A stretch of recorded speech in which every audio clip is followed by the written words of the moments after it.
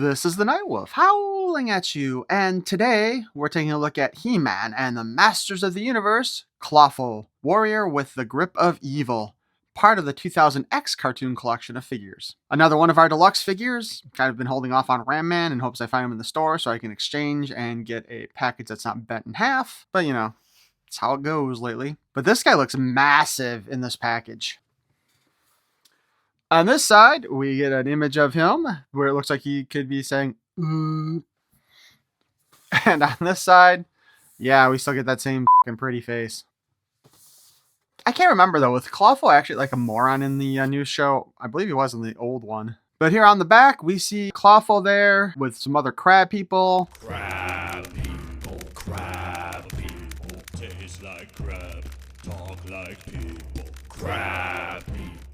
You know, I don't remember this episode at all, but I want to say I don't think all the crab people were evil. This is one of the things with the 2000X series. It seemed like there's only like one of each race on Eternia that ended up turning evil. Otherwise, they were all pretty much normal. I don't know if normal is the best way to put it, but you know what I mean, right? But we do see Teela and He-Man and Man-at-Arms, and I have no idea who the scruffy-looking dude is, but they're fighting against giant jellyfish-like creatures. Clawful here has an articulated claw. We'll see how well that works. As part of this deluxe series of figures, we have Beastman, the savage henchman, Ram Man, the heroic human battering ram, and Clawful, the warrior with the warrior with the clap.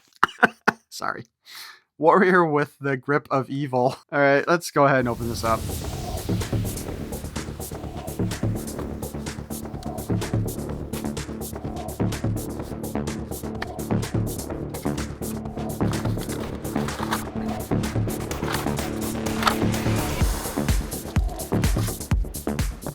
First one of these backgrounds that doesn't have tape on it and it's got the slices in it instead.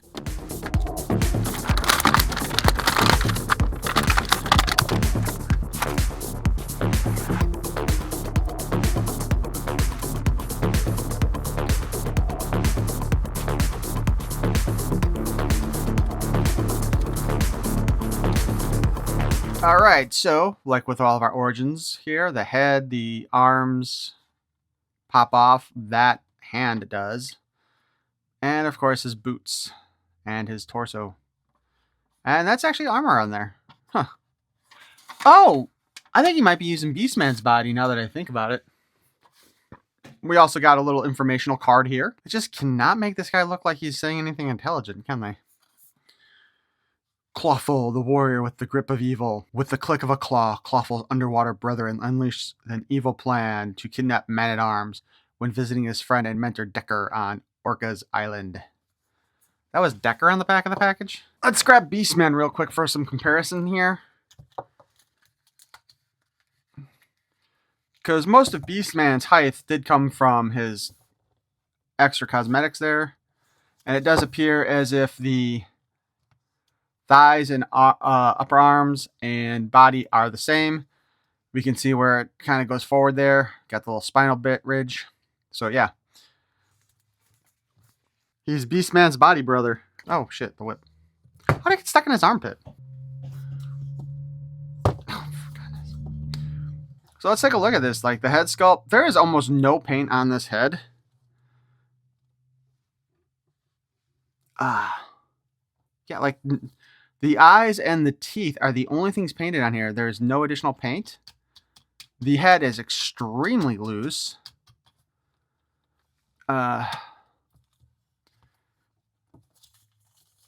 You'll note his torso here has, the harness breaks in half. So his shell back here is not actually as noticeable as I believe it was in the actual series itself, because I think there was more of a crustacean look, crab look to it, and they didn't do that here, which is kind of a shame when you get right down to it. So that is a bit disappointing, I will fully admit. His loincloth, I don't know if it's bent like this on purpose or if that's from sitting in the package in a funky manner. You know, we got lots of two-tones here with him. Kind of a darker. His claws there are painted. That's kind of interesting because it looks like his claw here has just a slight bit of articulation. And I think that's more or less on accident because I think it's just meant to go in there because they probably couldn't have molded in that shape and had it look right. So let's talk about his articulation real quick. His head can spin left and right. We can do a full 360, but you have to force it. Again, very loose.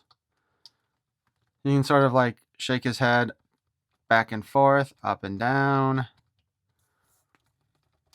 I'm going to pull it off here real quick.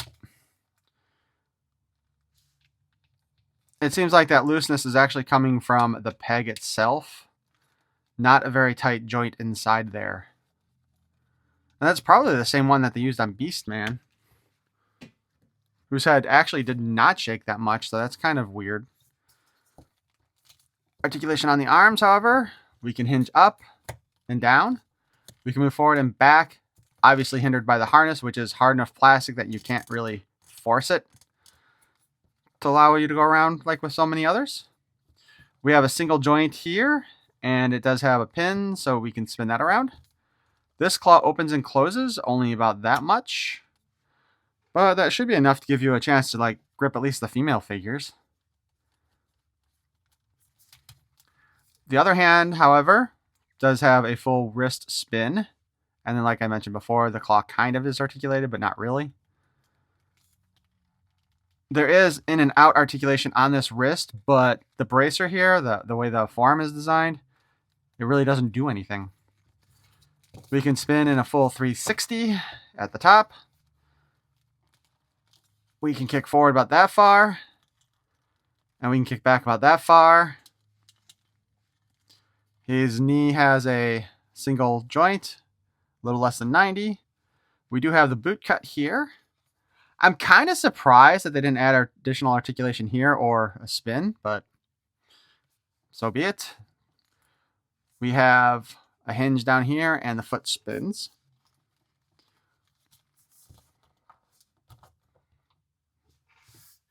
So let's be perfectly honest here. This Clawful is definitely a glow up compared to the original Origins, and especially the Filmation version, which the Filmation version was just kind of awful and looked more like a snake man than he did a crab. Our 2000X Clawful, however, is a brute of a creature, and he is a dangerous beast. This is somebody you're not going to want to see in a dark alley, and I believe he was kind of a moronic character in the show again. Not as bad as Filmation, perhaps, but still kind of an idiot, as I recall. If I'm recalling correctly, that's the only thing that keeps him from being super dangerous, right? But yeah, he definitely is a really great looking character, and the 2000X series of cartoon collection figures have been really nicely done. Like, I have got to give Mattel credit for the work that they're putting in these ones. Yeah, I would like to see some more of the original cartoon collection continued, especially some of the figures that we didn't get in the original line, like Katrina, was that her name? The cat girl. But this figure really does look great. He's gloriously large. He's definitely not somebody you're going to want to mess with, and he looks like he could eat you alive. Probably could. But just looking at these three figures, the Origins, the cartoon collection, Filmation style, and this one,